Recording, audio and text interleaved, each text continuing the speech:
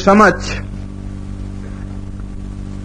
अभी गजेरा गांव में कि हम जो जो संकल्प लेकर के इस मार्ग पर चले हैं वो हमारा आपका संकल्प टूटने ना पाए, क्योंकि चलने को तो सभी यात्रा में चल देते हैं, लेकिन कोई तो रास्ते से घूम आता है, कोई मार्ग के किनारे बैठ करके माथा पर हाथ रखता, क्या करूं कहां चल दिया। इस तरह नहीं होना चाहिए। हमने आपने संकल्प लिया है, ये जीवन रहे चाहे न रहे, लेकिन अपने दृढ़ संकल्प को, भक्ति के विचारों को और गुरुदेव के चरणों में अनन्य प्रेम को जीवन भर कायम रखना है। सती लहर घड़ी एक है, सूर लहर घड़ी चार, साधु लहर जीवन तलक मरई विचार विचार। साधु कौन है? जो भी सज्जन व्यक्ति वे सब साधु हैं। साधु बंधुओं कपड़े से नहीं होता है, साधु हृदय की सज्जनता और मन की निर्मलता से होता है। तो जो भक्त लोग मन को निर्मल बनाने का और हृदय को शुद्ध उज्जवल बनाने का संकल्प गुरुदेव के सामने लिए हैं, अथवा जिन्होंने कंठीबोध नहीं लिया है, वे भी गुरुदेव के भक्त हैं। क्योंकि भक्त वह है जिसको प्रेम होता है, वे प्रेमी गण सब बैठे हुए हैं। तो आप लोगों के लिए मेरे विचार यही है कि आप लोग ऐसा संकल्प बनाएं, चाहे जितने भी जीवन में विघ्न आए, आंधियां और तूफान आए, लेकिन आपका संकल्प नहीं टूटना चाहिए। कितनी दृढ़ता होनी चाहिए कि आकाश के तारे चाहे पृथ्वी पे उतर आए।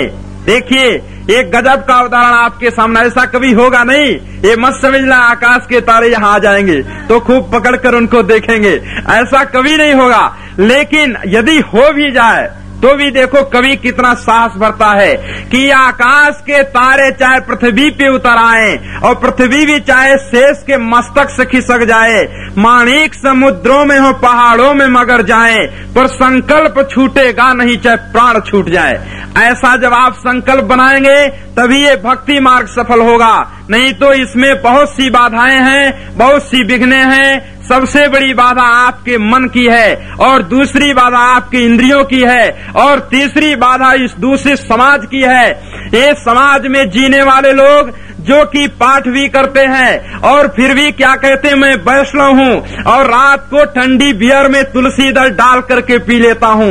अरे उसमें तुलसी दल डालो और चाहे बटका दल डालो, ये दल डालने से उसका नशा दूर नहीं होगा। ये तो तुम्हारे मन का छलावा है। मन मंजूर कर लेता कि चलो तुलसी दल डाल लिया और बियर पी लिया, आनंद आ गई, मैं वैष्णव हूँ इसलिए तुलसा डालकर पीता हूँ।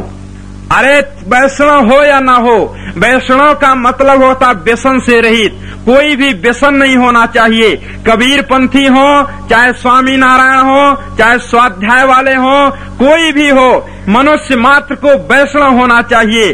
और हम सभी वैष्णव हैं, क्योंकि वैष्णव का परम धर्म होता है व्यसनों से दूर जीवन जीना और अपने जीवन में एक चमत्कार लाना।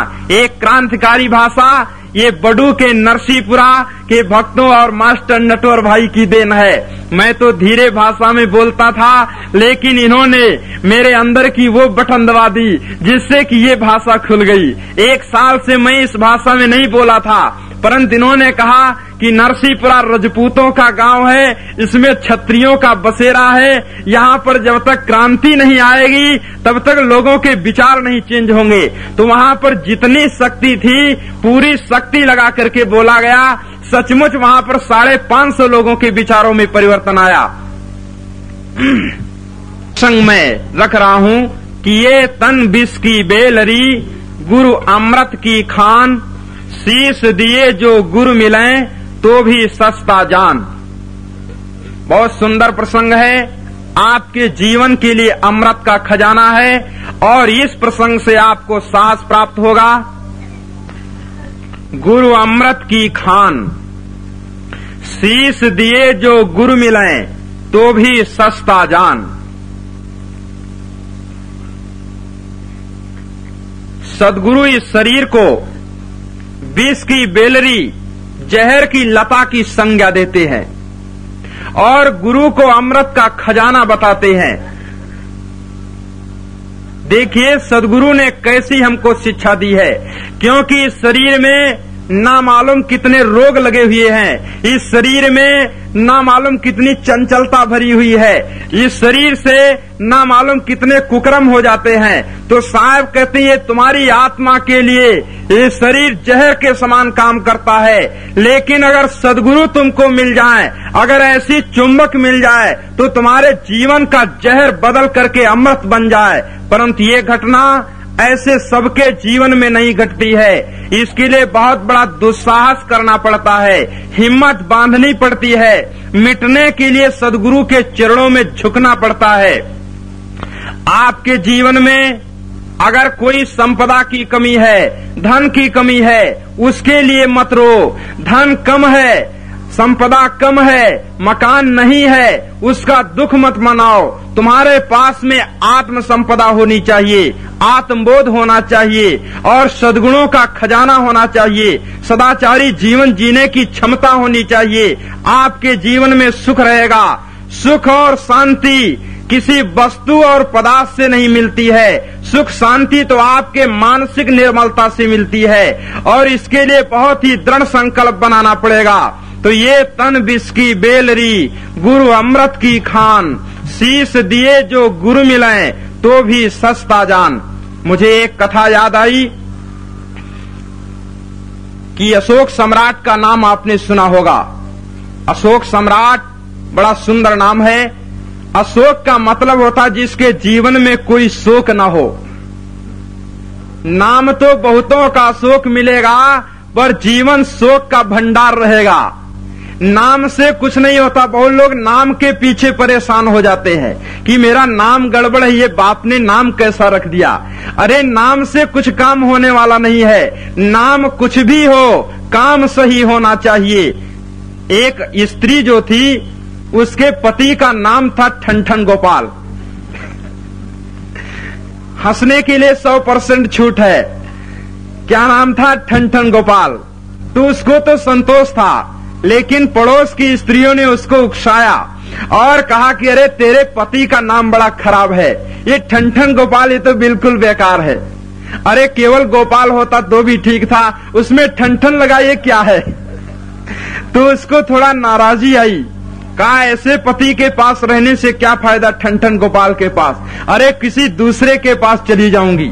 एक दिन वो नाराज होकर घर से चल दी, बोली ठनठन गोपाल क्या नहीं रहूंगी। तो चली तो क्या देखती रास्ते में कि एक स्त्री जो एक आदमी मिला, तो उस आदमी को लोग कफन में लपेट रहे थे, पड़ा हुआ था। पूछे भाई इसका क्या नाम है? बोले इसका नाम था अमर सिंह। अरे कहा अमर सिंह मर कैसे गए? बोले मरना तो सभी को पड़ता, अमर सिंह मर गए। तो उसके मन में थोड़ा संदेह पैदा हुआ कि नाम है अमर सिंह और अमर सिंह भी मर गए हैं, तो ठनठन गोपाल में क्या होता है? नाम से कोई अर्थ नहीं। लेकिन फिर भी उसकी शंका खत्म नहीं हुई और आगे बढ़ी। तो एक और सज्जन मिले, तो वे गाय चरा रहे थे किसी सेठ की। उनसे पूछा भाई तुम्हारा क्या नाम? बोले मेरा नाम है धनपाल। कहा धन कितना है तुम्हारे पास? बोले कुछ नहीं, नौकरी किए मरे जा रहा हूं। कहा कमाल है। थोड़ा और आगे बढ़ी, अभी संतोष नहीं हुआ। सुरखरू होता इंसान ठोकरे खाने के बाद, रंग लाती है इना पत्थर पे घिस जाने के बाद, दिल किसी का तोड़ना जाने मन अच्छा नहीं, कौन पूछेगा तुझे उम्र ढल जाने के बाद। कहने का मतलब ये है, ये जीवन जो है जब बीत जाएगा और वृद्धावस्था आ जाएगी, तब ना तो तुम अध्यात्म के योग्य रह जाओगे, ना संसार के योग्य रह जाओगे। संसारी भी ठेल देंगे और अध्यात्म का खेल खेल नहीं पाओगे, तो दोनों दीन से गए पाड़े, ना हलवा रहे न माड़े। तो एक स्त्री मिलती, वो कंडा बीन रही थी। कंडा जानते हैं यहाँ क्या बोलते हैं? छेना। वो गोबर का जो होता है, उसको बीन रही थी, इकट्ठा कर रही थी। तो उसने पूछा बहन जी तुम्हारा नाम क्या है? तारो नाम सु। कहा मारो नाम हमारे अरे कहा लक्ष्मी देवी। लक्ष्मी तेरे पास कितनी है? कहा खाने को घर में नहीं, रास्ते में सड़क पर कंडा बीनती हूँ गोबर पात पात करके। कहा कमाल हो गया। अमर रहे सो मर गए और भीख मांगे धनपाल, और लक्ष्मी देवी कंडा बीने, सबसे भले हमारे ठनठन गोपाल।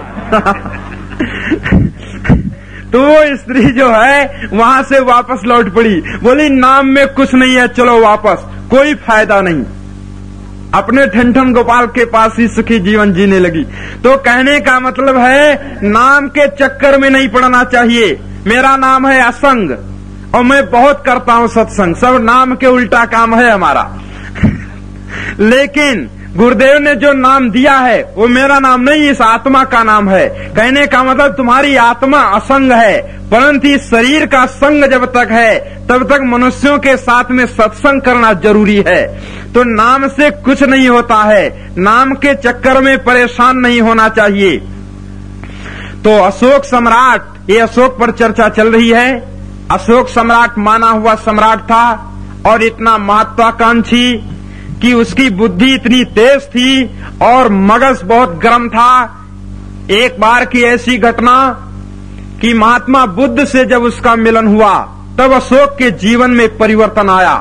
अशोक जब बुद्ध का शिष्य हो गया, बुद्धिस्ट बन गया, तो उसके दरबार में कोई संत आ जाए और सभा लगी हुई है, अशोक सिंहासन पर बैठे हुए हैं, लेकिन वह फिर भी उठकर खड़े हो जाएं और जाकर संत के चरणों में शीश झुका दें। और जब सम्राट शीश झुकाएगा तो मंत्रियों का क्या हाल होगा खबर है? पहले ही शीश झुकाना पड़ेगा, तो मंत्रियों को भी झुकाना पड़े। ये मंत्रियों के जिंदगी में खलल पड़ गया कि अरे ये सम्राट कैसा है, पहले इतनी शानदारी का जीवन जीता था, अब ये ऐसे ऐसे संतों के चरणों में झुकता है और इसके सामने हमको भी झुकना पड़ता है। तो कोई ऐसी कला खेले जिससे कि ये झुके ना। तो कहा, प्रश्न कर दिया कि एक बताओ महाराज बात, आप तो हमारे लोगों के महाराज हैं, महाराजा धीराज हैं, कि आप संतों के चरणों में क्यों झुकते हैं? वहाँ झुकने से क्या फायदा मिलता है? आप तो स्वयं माननीय हैं, आदरणीय हैं। बोले नहीं, मैं तो केवल धन का मालिक हूँ, मैं तो केवल राज्य का मालिक हूँ, मैं तो समझ लो जी इस राज्य का नौकर हूँ, सबका चलाता हूँ और उसी से खाता पीता हूँ। लेकिन ये जो संत हैं ये बादशाहों के भी बादशाह होते हैं, क्योंकि जिनके अंदर चाह गई चिंता मिटी, मनुआ बेपरवाह, तिनको कछु न चाहिए, वे साहन पतशाह। तो ये तो बादशाहों से बढ़ करके बादशाह है, उनके चरणों में अगर मैं शीश नहीं झुकाऊंगा तो ये खजाना मुझको शांति नहीं दे सकता है, ये राज्य मेरा शोक नहीं हर सकता है, ये मंत्री लोग हमको जीवन में विश्रांति नहीं दे सकते हैं। तो तुम ये सोचो, उनके चरणों में झुकने से हमारे अहंकार की गठरी गिरती है, जिससे कि हमारे जीवन में शोक का सागर खत्म होता है और हमारे जीवन में शांति का सागर उमड़ता है। इसलिए मैं शीश झुकाता हूँ। लेकिन मंत्रियों के समझ में बात नहीं आई, उनके मगज में नहीं उतरी। तो एक ऐसा कथा याद आ गई, नटवर भाई मोबा में समझा रहे थे एक सज्जन को, राव जी भाई हैं, हमारे पूज्य श्री निराश साहब जी के वह परम कौन है, भतीजे हैं। देखो, उसी भूमिका पर एक महापुरुष का जन्म हुआ और उसी भूमिका पर एक ऐसे पुरुष का जन्म हुआ कि साहब ने समझाया, श्री निराश साहब ने समझाया और भी महान पुरुषों ने समझाया। पर वो क्या कहता है नटवर भाई से, साहब ने जब कहा आप समझा दे अपनी गुजराती लैंग्वेज में, बोले अरे ये कौन मेरे मगजमारी करे, ये कहाँ की बात सुना रहे हो भक्ति की। तो उसकी बुद्धि में अब भी नहीं पड़ रहा है। वो कहता संतों ने मुझको लड़का नहीं दिया, संतान नहीं दिया, तो मैं भक्ति करके क्या करूं? अरे संत क्या उनके पास लड़के देने की कंपनी खुली है?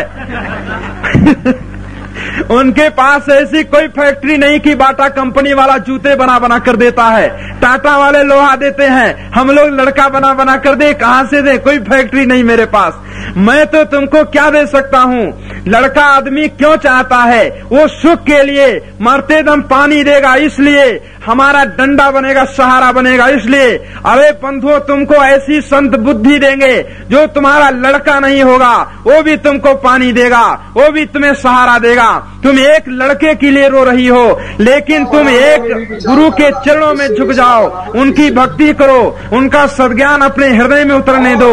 देखो तुम्हारे संसार में तमाम लड़के हो जाएं। हमारा एक भाई छूटा तो हमको हजारों भाई मिले, एक माँ छूटी लाखों माताएं मिली, एक पिता छूटा लाखों पिता मिल गए और मिलते जा रहे हैं। उनकी संख्या लगाना, गणना लगाना जीवन भर में मुश्किल हो जाएगा।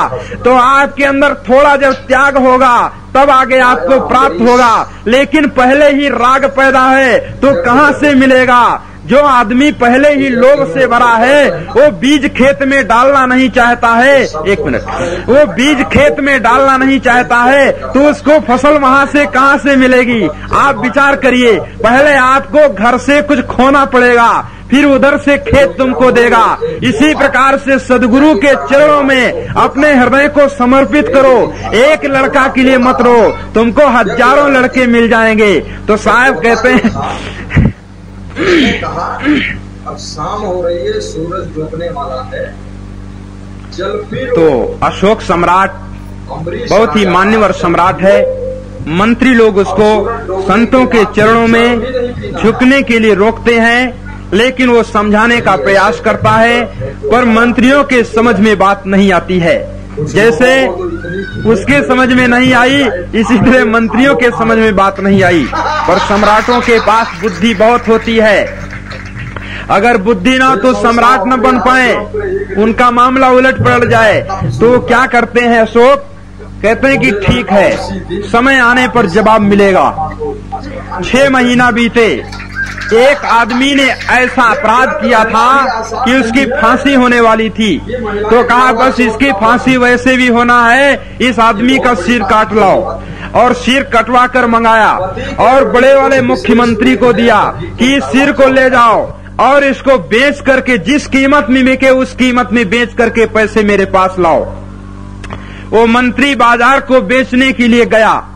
वहां पर जब पहुंचता है तो जिसकी दुकान के सामने सिर लेकर पहुंच जाए, खून टपक रहा है, वो कहता हटो हटो भागो, ये क्या लेकर आए हो? कहां से कत्ल कर दिया तूने?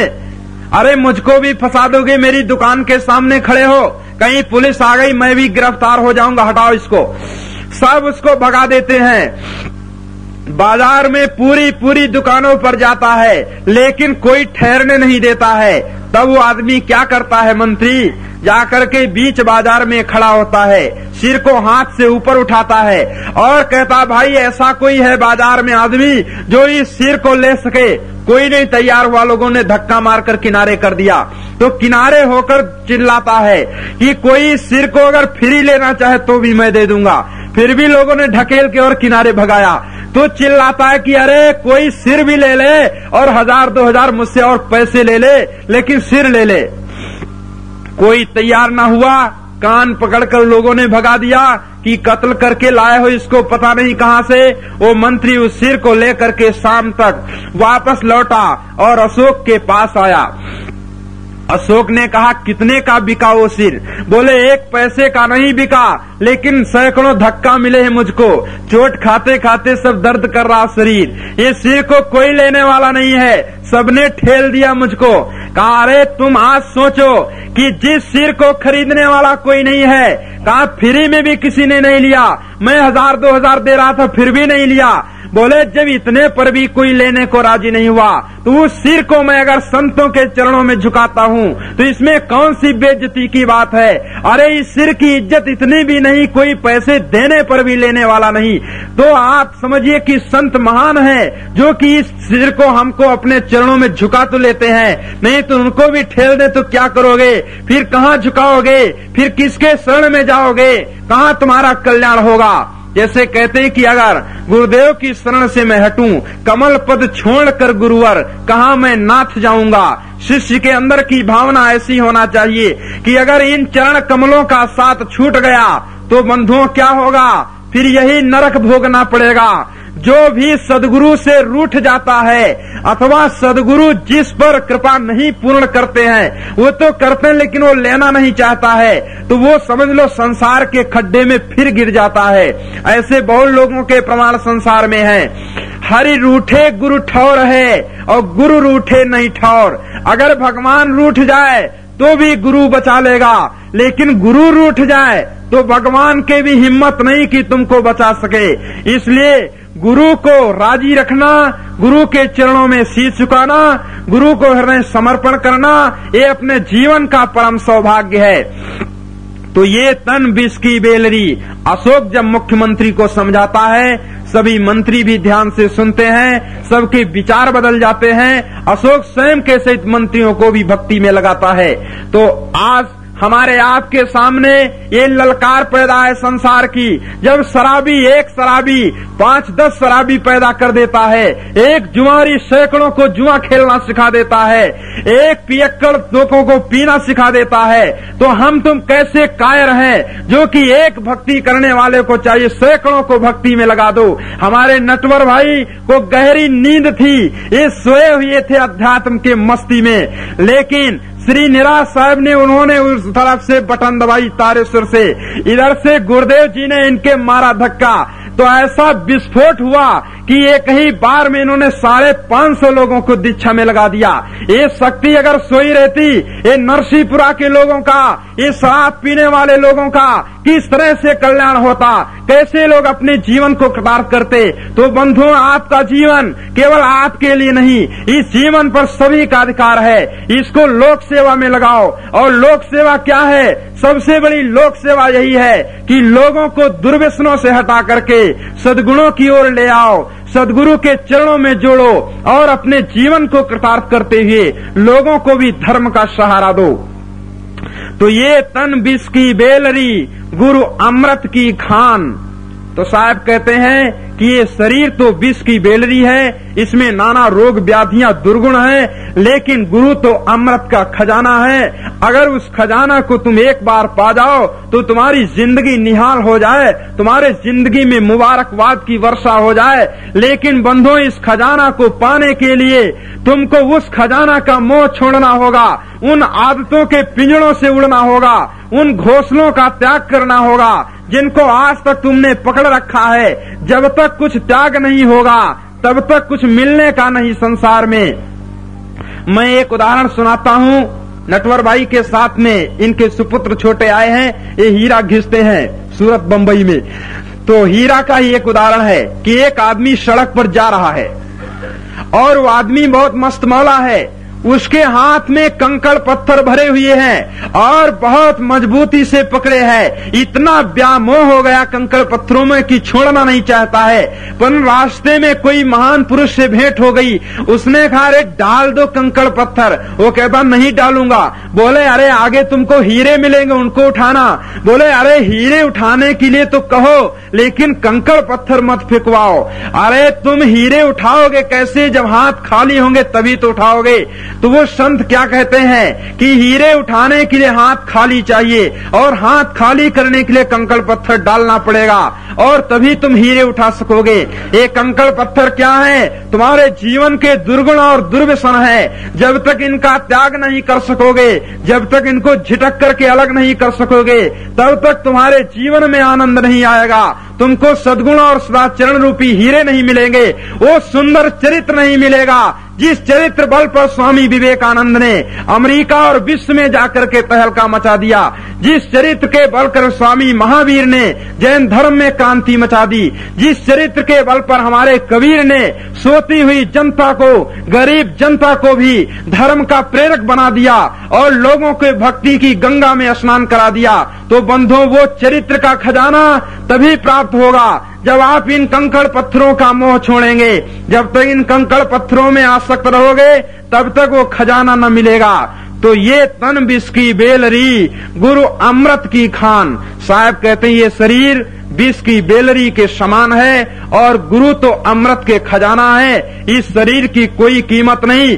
इस शरीर से लोग देखो जूते भी खाते हैं, इस शरीर से लोग सड़कों के किनारे पड़े रहते हैं, इस शरीर से लोग भूखों मरते हैं, इस शरीर से लोग बेइज्जती के पात्र होते हैं, इस शरीर से लोग कुष्ठ बन जाता सड़ते हैं। लेकिन इसी शरीर से अगर सदगुरु इसमें छू मंत्र कर देते हैं तो इसी शरीर से आदमी महान हो जाता है। वाल्मीकि जैसे रत्नाकर डाकू वे भी महान बन गए। और ये तोरण एक कोई रानी हुई है, उसके साथ में जैसल नाम का डाकू वो पीर और पैगंबर बन गया। राम जी के संग में हनुमान जैसा बंदर भी देव बन गया और पुजाने लगे। आज भी उनके हजारों लाखों करोड़ों मंदिर बने हुए हैं। हनुमान जी के पुजारियों की भारी भरकम भीड़ है। तो साहब कहते हैं कि देखो बड़ों के साथ लगोगे तो बड़प्पन मिलेगा, और तुच्छ के साथ रहोगे तो ओछापन मिलेगा। इसलिए संगत तुमको करना ही है तो गुरुजनों का साथ करो, जो महान पुरुष हैं, जिनके जीवन में सूर्य का उदय हुआ है, जिनके जीवन में अज्ञानता और अंधकार का नामो निशान नहीं है। उनके शरण में जाओगे तो तुम्हारा जीवन भी प्रकाश से आलोकित हो जाएगा। हो जाते हैं तुम अपने आत्म कल्याण के लिए कैसे कायर कूचर बने हुए हो। अरे ये अमरता का गीत गाने वाले लोग जरा जरा सी बातों में डर जाते हैं, छोटी छोटी आदतें उनको बहका ले जाती हैं। कैसे तुम लोग अमरता का गीत गाते हो, कैसे तुम्हारे जीवन में साहस पैदा होता है।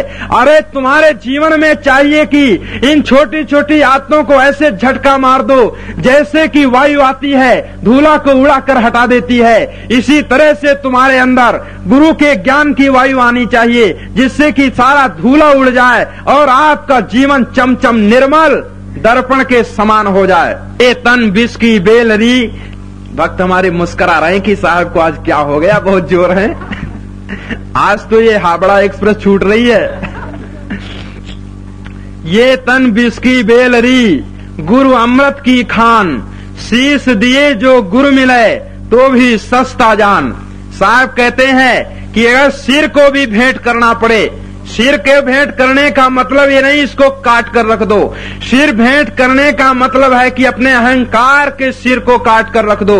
अहंकार ही सबसे बड़ा रोड़ा है, अहंकार ही सबसे बड़ी दीवार है। अहंकार की दीवार को जो तोड़ सके वही आदमी संसार सागर से पार हो सकता है, परंतु वो दीवार इतनी सरल नहीं तोड़नी। उसको तोड़ने के लिए बहुत बड़ी अपने अंदर तन विष की बेलरी, गुरु अमृत की खान, शीश दिए जो गुरु मिले तो भी सस्ता जान।